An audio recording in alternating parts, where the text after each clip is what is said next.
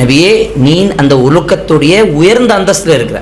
அப்போ ஒன்னை தவிர இந்த உலகத்தில் உயர்ந்த அந்தஸ்தில் ஒழுக்கத்தில் யாரும் இல்லை.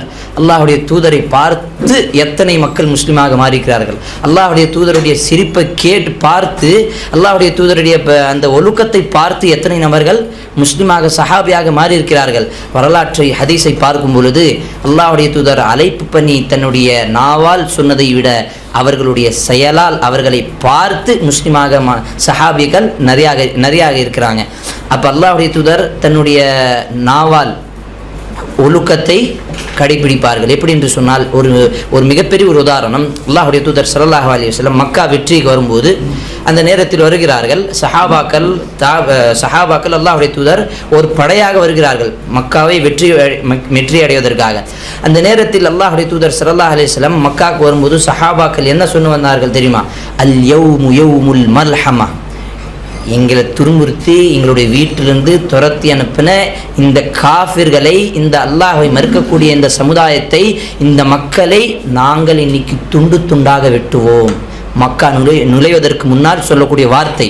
ஆனால் அல்லாஹுடைய தூதர் அந்த நேரத்தில் ஒழுக்கத்தை, அந்த நேரத்தில் அந்த அழகிய பண்பை வெளிப்படுத்தினார்கள். அல் யௌமு யௌமுல் மர்ஹமா, இன்றைய தினத்தில் தான், இன்னைக்கு நாள் தான் உங்களுக்கு உள்ளார இருக்கக்கூடிய எத்தனை மன்னிப்பு தன்மை இருக்கிறதோ வெளிப்படுத்துங்கள்.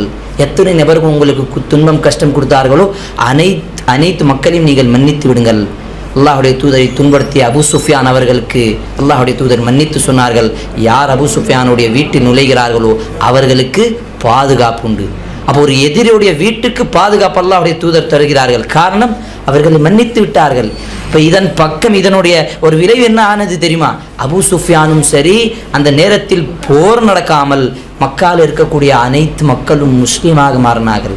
சுப்ஹானல்லாஹ். இது எப்படி மாறினது? இது எப்படி அவர்கள் முஸ்லீமாக மாறினார்கள்? அல்லாஹுடைய தூதர் தன்னுடைய அழகிய ஒரு பண்பாக மன்னிப்புத்தன்மையை வெளிப்படுத்தின் காரணமாக அவர்கள் முஸ்லீமாக மாறினார்கள். நான்காவது, தன்னுடைய ஒழுக்கத்தின் காரணமாக, தன்னுடைய பண்பாடு, தன்னுடைய அந்த அஹ்லாக்கின் வெளிப்படுத்தின் காரணமாக மக்கள் முஸ்லீமாக மாறுவார்கள்.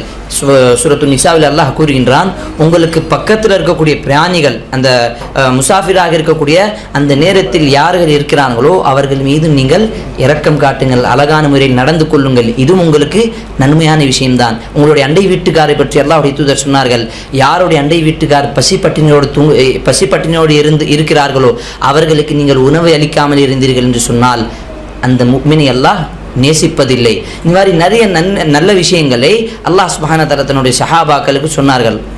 அதே போல தான் இந்த இந்தியாவில் எப்படி இஸ்லாம் மதம் வந்தது?